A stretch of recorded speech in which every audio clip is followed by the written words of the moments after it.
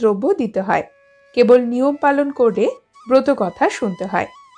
এই ষষ্ঠী ব্রতকে কেউ কেউ জামাই ষষ্ঠীও বলে। এই ব্রত সধবারা পোয়াতি অবস্থা থেকেই পালন করতে পারে।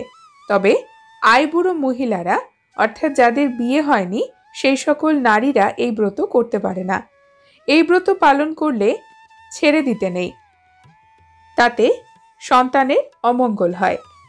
মায়েরা যতদিন বেঁচে থাকবে সন্তানের মঙ্গলের জন্য ততদিন মা ষষ্ঠীর আরাধনা করবে। আসুন শুনে নি ব্রত কথা জামাই ষষ্ঠী ব্রতের। জোড়া দিঘির পারে এক গেরহস্ত বাস করত। তার 7 ছেলের 7 বউ। ছোট বউয়ের বড় নোলা ছিল। সে ভাগ পেলে সব চুরি করে খেত। আজ দুধ খায়, কাল মাছ খায়, পরশু দুধের সর খায়। তাই দেখে শাশুড়ি 7 বউকে জিজ্ঞাসা করে। তাড়াতাড়ি ছোট বউ বলে, মা, আমাদের কালো বেড়ালি খেয়ে গেছে। সবাই মিলে কালো বেড়ালিকে খুব মারধর করে, কিন্তু খাওয়া আর বন্ধ হয় না। এমনি করেই তাদের দিন যায়। সেই যে কালো বিড়ালি ছিল সে আবার মা ষষ্ঠীর বাহন। ছোট বউ নিজে থেকে খেয়ে তার নামে দোষ দিত। তাই মারের চোটে কালো বিড়ালি থাকতে না পেরে একদিন মা ষষ্ঠীর কাছে গিয়ে ছোট বউয়ের নামে নালিশ করে এলো। এইভাবে যেদিন মার খেত সেদিন মা ষষ্ঠীকে সব বলে আসতো। আরো বলতো, মা, আমি এই মারের প্রতিশোধ নেব। এমনিভাবে কিছুকাল যায়। কালকর্মে ছোট বউ পোয়াতি হলো। 10 মাস 10 দিনে খুব সুন্দর ছেলে হলো।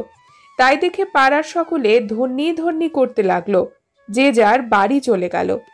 এদিকে রাতের বেলা ছোট বউ ছেলে কাছে নিয়ে শুয়ে ঘুমোচ্ছে। সকালে উঠে দেখে ছেলে কাছে নেই। অমনি ছোট বউ কাঁদতে লাগলো। কি হলো? ছেলে কোথায় গেল? বাড়ির সকলে চারিদিকে খোঁজাখুঁজি করতে লাগলো, কিন্তু ছেলেকে আর পাওয়া গেল না। সেই বছর ছোট বউ আবার পোয়াতি হয়েছিল। সেবারও একটি ছেলে হয়েছিল, যেন সোনার চাঁদ, কিন্তু সেটিও রাতের বেলায় চুরি হয়েছিল। এইভাবে ছোট বউয়ের একটি একটি করে ছেলে হয়, আর সকলেই চুরি যায়। এরকম ভুতুরে কাণ্ড দেখে পাড়ার সকলে বামুন গিন্নিকে বললে, এ কি আশ্চর্য মা, রোগ নেই বালাই নেই, মার কোলের কাছ থেকে ছেলে চলে যায়, এ কিরকম আশ্চর্য কথা মা। আবার কেউ বলে, ও ছোট বউ বড় রাক্ষসী হবে, রাতে নিজেই খায় আর সকালে উঠে মায়া কান্না কেঁদে সবাইকে ভুলিয়ে দেয়। আড়াল থেকে ছোট বউ সব শুনলে মনে তার বড় দুঃখ হলো। আবার সে সময় ছোট বউ 9 মাসের পোয়াতি হলো। সে মনে মনে প্রতিজ্ঞা করলে সে এবার সন্তান হলে আর কিছুতেই ঘুমোবে না। দেখতে দেখতে 10 মাস 10 দিনে ছোট বউয়ের একটি পরমা সুন্দরী মেয়ে হলো। সে মনে দুঃখে সমস্ত রাত মেয়েকে নিজের কাছে নিয়ে ঠায় জেগে শুয়ে রইল। এইভাবে 3 রাত কেটে গেল। কিন্তু 4 দিনের দিন রাত্রিবেলা ছোট বউয়ের একটু তন্দ্রা ভাব এসেছে। অমনি তার মনে হলো কে যেন মেয়ে তুলে নিয়ে যাচ্ছে। সে চোখ চেয়ে দেখে সেই কালো বিড়ালিটা মেয়েটাকে মুখে করে নিয়ে ঘর থেকে বেরিয়ে যাচ্ছে। ছোট বউ ধরফর করে উঠে নিজের হাতের বালা ছুঁড়ে মারল। বিড়ালির মাথা কেটে গেল, রক্ত ঝরে পড়তে লাগলো। তবু সে মেয়েকে নিয়ে ছুটতে লাগলো, আর ছোট বউও বিড়ালির পিছু পিছু ছুটতে লাগলো। শেষে একটা বনের মধ্যে বিড়ালি ঢুকে গেল। সে আর দেখতে পেল না। সে তখন রক্তের দাগ ধরে যেতে যেতে দেখতে পেল তার সামনে একটি মস্ত বড় বট গাছ, আর তার তলায় মা ষষ্ঠী বসে আছেন। মার চারপাশে ঘিরে সোনার চাঁদের মতো কত ছেলে মেয়ে খেলা করছে। আর সেই কালো বিড়ালি মেয়েটাকে মার কোলে দিয়ে বললে, এই দেখো মা, বামুনদের ছোট বউয়ের কাণ্ড দেখো, আমায় হাতের বালা ছুঁড়ে মেরে মাথা ফাটিয়ে দিয়েছে। মা ষষ্ঠী তাই দেখে পদ্মহস্ত সেখানে বুলিয়ে দিলেন। অমনি রক্ত ঝরা বন্ধ হয়ে গেল। দূর থেকে ছোট বউ তাই না দেখে কাঁদতে কাঁদতে মা ষষ্ঠীর পায়ে আছাড় খেয়ে পড়ল আর বলল, দেখো মা, ওই বেরলি আমার 6টি ছেলে আর এই মেয়েকে চুরি করে এনেছে। তুমি মা, বেড়ালিকে বলো আমার ছেলে মেয়েকে ফিরিয়ে দিতে। সে কথা শুনে মা ষষ্ঠী বললেন, তুমি বাছা জানো না যে বেড়ালি আমার বাহন? তুমি নিজে চুরি করে দুধ খাও, মাছ খাও, সব খেয়ে বেড়ালির নামে দোষ দিয়ে ওকে মার খাইয়েছ, নিজেও মেরেছ। এখন বাছা কাঁদছ কেন? ছোট বউ তখন মার কাছে ক্ষমা চাইলে। মা ষষ্ঠী বললেন, আমার কাছে বলে কি হবে?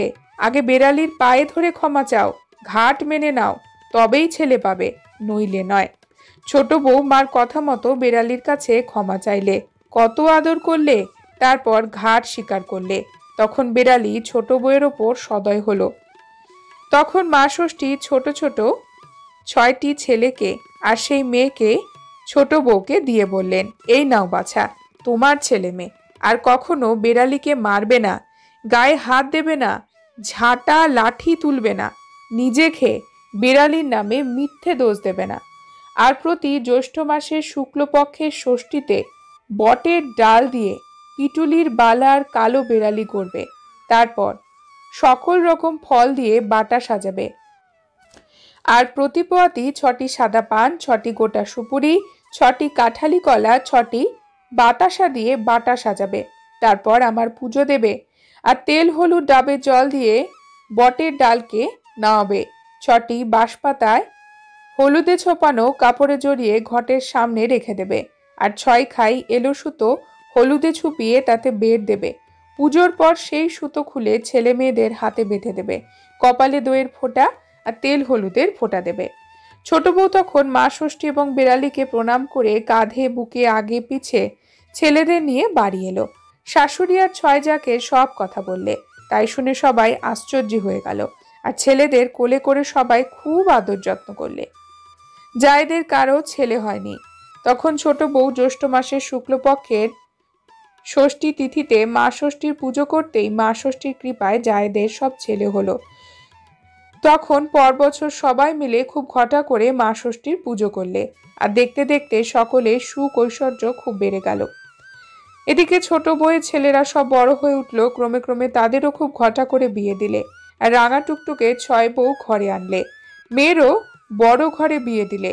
জামাই এনে জামাই ষষ্ঠীর দিন ছেলেদের মতো তেল হলুদ আর দইয়ের ফোঁটা দিয়ে কোলের কাছে আম কাঁঠালের বাটা সাজানো ছিল, তাই ধরে দিলে।